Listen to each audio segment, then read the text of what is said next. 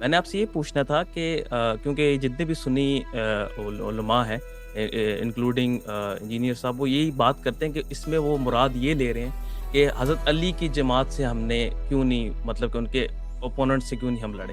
But میں نے آپ کی ایک چھوٹا سا کلپ سنا تھا، کیونکہ آپ کا ان کے حضرت عبداللہ بن عمر کے بارے میں اتنا میں نے ویڈیوز میں دیکھا نہیں، ایک چھوٹا سا کلپ تھا، اس میں آپ نے یہ بتایا تھا کہ وہ یہ کہہ رہے تھے کہ ہم جو معاویہ ان سب کے ساتھ مل کے حضرت علی کے خلاف جنگ کیوں نہیں کی۔ تو میں اس پہ بہت حیران ہوا، میں نے اپنی تھوڑا دیکھا حدیث وغیرہ میں بھی حضرت علی کا نام تو نہیں تھا، کہ وہ باغی جماعت کا ورڈ تھا، سوری میں مجھے اب یاد ہے، باغی دیکھیں، جماعت کے خلاف وہ چاہ رہے تھے کہ میں قتال کروں۔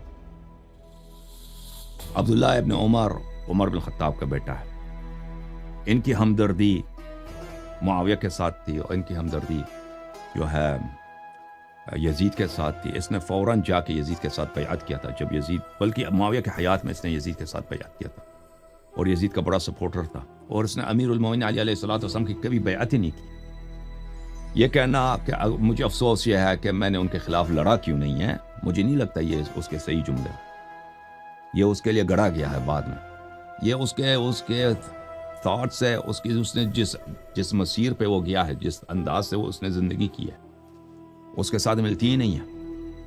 وہ کبھی امیر المؤمنین علیہ الصلوۃ والسلام اور اہل بیت علیہ الصلوۃ والسلام کے کیمپ میں کبھی تھا ہی نہیں سیاسی لحاظ سے، وہ مخالف تھا۔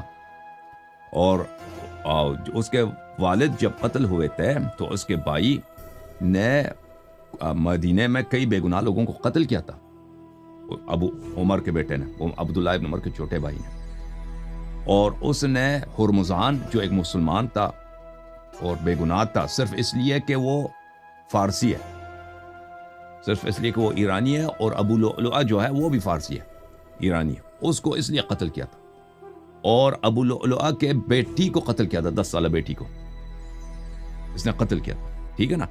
تو امیر المؤمنین علیہ السلام نے عثمان سے مطالبہ کیا تھا کہ اس کے والد قتل ہو، جو یہ قتل ہو، یہ تلوار نکال کے نا مدینے کے گلیوں میں جا کے جہاں بھی ایرانی ملا اس کو اس نے قتل کیا، بیچارے وہ بے گناہ غلام تھے، خادم تھے، یا اس کی ابو لؤلؤہ کی بیٹی ہے، تو فرمایا کہ اس کو قصاص کریں، اس کا سر کاٹ دیں، یہ قاتل ہے۔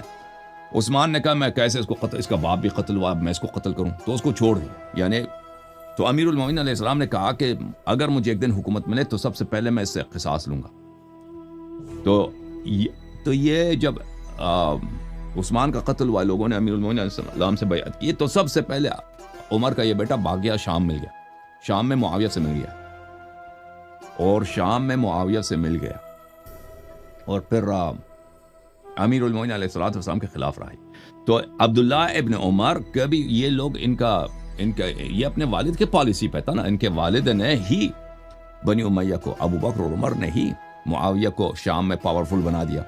سب جو اتنا سینٹرل صوبہ تھا، شام ایک سینٹرل صوبہ ہے، بہت پاورفل صوبہ ہے، بہت ویلتھی صوبہ ہے، یعنی عالم اسلام کا اس زمانے میں جو مالی لحاظ سے، عسکری لحاظ سے دل ہے، شام ہے، وہاں پہ گورنر اس کو بنا۔ اور اس زمانے میں دیکھیں شام جو تھا نا، شام جیسے اس زمانے میں سیولائزیشن کا سینٹر تھا، سمجھ رہے ہیں نا، سیولائزیشن کا سینٹر تھا، یعنی یہ رومیوں کا رومی امپائر کا حصہ تھا، اور شام جو ہے رومی امپائر کا، وہاں پہ ان کا انڈسٹریز یہاں پہ تھے، صنعتیں یہاں پہ تھی، محل قصر سب کچھ یہاں پہ تھا، سمجھ میں آ رہی نا بات آپ کو۔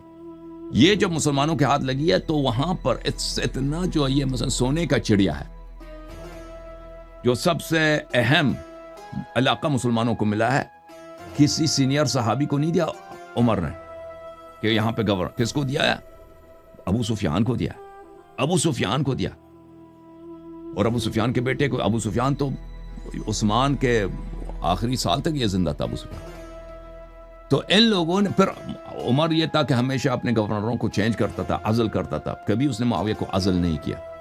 عمر کے پاس جب رپورٹ آیا کہ معاویہ نے ادھر شام میں بہت بڑے بڑے اس نے محل بنائے، تو اس نے اس کو کہا کوئی بات نہیں، یہ اس نے شام کے، یہ روم کے مقابلے میں اس کو محل بنانے کی ضرورت ہے، اس کو بنانے دی، ٹھیک ہے، اس طرح اس کی صفائی پیش کر دی۔ حالانکہ وہ اپنے پیسے سے تو محل تو نہیں بنا رہا تھا نا، وہ جو محل میں رہتا تھا اس نے اپنے لیے بادشاہت بنا دیا تھا شام میں، اپنے پیسے سے تو نہیں بنایا تھا، بیت المال سے بنایا تھا، یہ رسول صلی اللہ علیہ وسلم کی سنت توڑی ہے کہ آپ روم کے مقابلے میں بھی آپ کو بھی اجازت ہے کہ آپ بیت المال میں خیانت کر کے اپنے لیے محل بنا دیں. تو بہرحال یہ ان لوگوں کا آپس میں انڈرسٹینڈنگ تھا. ان کا سیاسی نقطۂ نظر یہی تھا کہ شام، کیونکہ ان کو دیکھیں ابو بکر عمر اب ان کی اپنی پولیٹیکل کوئی حیثیت نہیں تھی قبائل میں. آپ یہ سوچیں نا جیسے پاکستان میں نا کون ووٹ لاتا ہے، کون ووٹ لاتا ہے. بہت سارے لوگ ہوتے ہیں پالیٹیشنز ہوتے ہیں وہ ووٹ نہیں لا سکتے. ابو سفیان قریش کا چیف ہے، قریش کا سردار ہے. ابو بکر عمر سردار نہیں ہے. ابو بکر عمر کے خاندان بھی سیکنڈ ہینڈ خاندان ہے، کوئی ان کی کوئی اتنی باعزت خاندان نہیں ہے، کوئی اتنے صاحب رسوخ نہیں ہے. بنی امیہ بڑا خاندان ہے. ابو سفیان مختلف جنگوں میں رسول پاک صلی اللہ علیہ وسلم کے مقابلے میں عرب کا لیڈر تھا، ٹھیک ہے نا. تو یہ تو سب قبائل کو جانتا ہے، سب قبائل پہ اس کا اثر رسوخ ہے. ابو بکر کو خلیفہ بنایا تو ابو سفیان نے بنایا، عمر نے بنایا. اس کو خلیفہ بنانے میں بنی امیہ کا بڑا کردار ہے. اور انہوں نے جو بنی امیہ کو اتنا بڑا صوبہ دیا ہے، یہ مفت میں نہیں دیا ہے، یہ انعام کے طور پر، اعزاز کے طور پر، گیو اینڈ ٹیک کے طور پر کہ تم نے ہمیں خلیفہ بنایا تو اس کا مقابلے میں یہ لے لو. اور آخر تک اس کو اس کے ہاتھ سے نہیں چھینا. اور پھر ان کو پتا تھا کہ ابو سفیان، معاویہ کتنے دشمن اہل بیت علیہ السلام ہیں. اور عمر کو بخوبی پتا تھا کہ عمر خود بوڑھا ہے، عمر رسیدہ ہے، امیر المومنین علی علیہ السلام جوان ہے. ایک دن نہ ایک دن اس کو خلافت ملنے کا احتمال ہے، تاکہ اس کی خلافت کبھی نہ بن سکے. اس کی اپوزیشن کو، جو اس کا اور اس کے خاندان کا خونی دشمن ہے معاویہ، ان کو ایک بادشاہ کی طرح مضبوط بنا دیا شام میں. اور وہی ہوا کہ امیر المومنین علیہ السلام کو جب خلافت ملی ہے تو ان کے مقابلے میں جو اپوزیشن ہے شام کی، معاویہ کی، وہ خود ایک سلطنت ہے اور آخر تک ڈیفائی کرتی رہی اور آخر تک تسلیم نہیں ہوئی. ٹھیک ہے نا. تو یہ کہنا کہ عبداللہ ابن عمر نے یہ کہا کہ کاش میں لڑائی کرتا. عبداللہ ابن عمر کے لڑائی کا آدمی تھا ہی نہیں، اس کا کوئی جہاد ہے نہیں کسی جنگ میں، نہ اس کا ہے نہ اس کے ابا جی کا. یہ لوگ مرد شمشیر نہیں ہیں، تلوار کے لوگ نہیں ہیں یہ لوگ. کاش میں جہاد کا، کب اس نے جہاد کیا؟ کسی غزوے میں اس کا عبداللہ ابن عمر کا کوئی جہاد ہے؟ کچھ بھی نہیں ہے عبداللہ ابن عمر کا. باہر. جی sir. Okay, thank you sir. Sir ابھی آپ نے یہ ابھی دوسرے حضرات کو اجازت دیں آپ میرے بھائی، اجازت دیں. باقی سر تھینک یو سو مچ آپ سے بات کرنے. تھینک یو میرے بھائی، تھینک یو.